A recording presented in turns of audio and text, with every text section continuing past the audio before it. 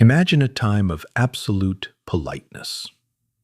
Top hats, silk gloves, a society obsessed with manners.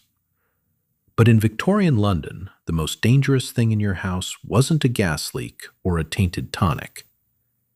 It was the mail. By the 1860s, the post was fast, cheap, and completely anonymous.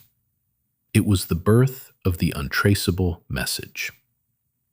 Most people sent lace-trimmed cards filled with poetry, but others sent something known as a Vinegar Valentine. From the outside, they looked like gifts. Inside, they were poison.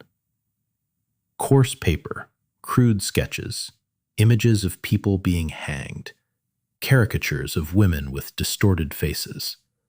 Poetry that didn't talk about love, it talked about your secrets. I know what you did. I know where you go. These weren't just insults, they were a psychological invasion. Because the Vinegar Valentine didn't come from a stranger across the sea. It came from someone who had seen you that morning. Someone who was watching you right now. The terror reached its peak in the late 1870s with a woman known only as Clara H. It started with a single card on a Tuesday, then another the next Tuesday, and the next. At first, the cards mocked her hair. Then they mocked her dress. But by the fifth week, the cards described the tea she drank in the privacy of her parlor. They described the way she paced her bedroom before sleep.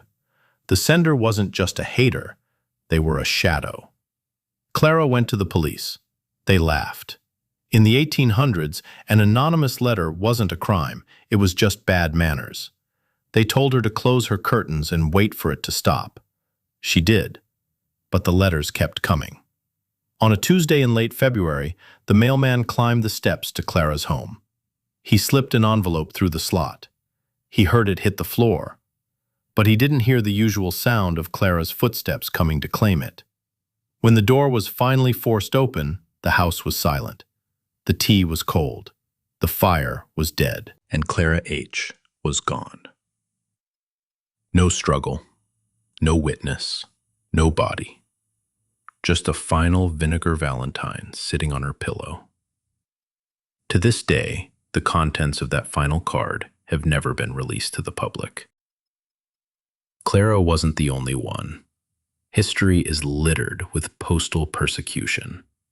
Men who vanished, women who lost their minds, and families who fled their homes, all because of ink and paper. The world thinks it invented cyberstalking and anonymous trolls in the 21st century. We didn't. We just gave the Victorians a faster way to do it. The cards are out of print, the ink has dried, but the mechanism is still here. Someone is always watching. Someone always has a message. Stay curious. This is Nightfall Archive.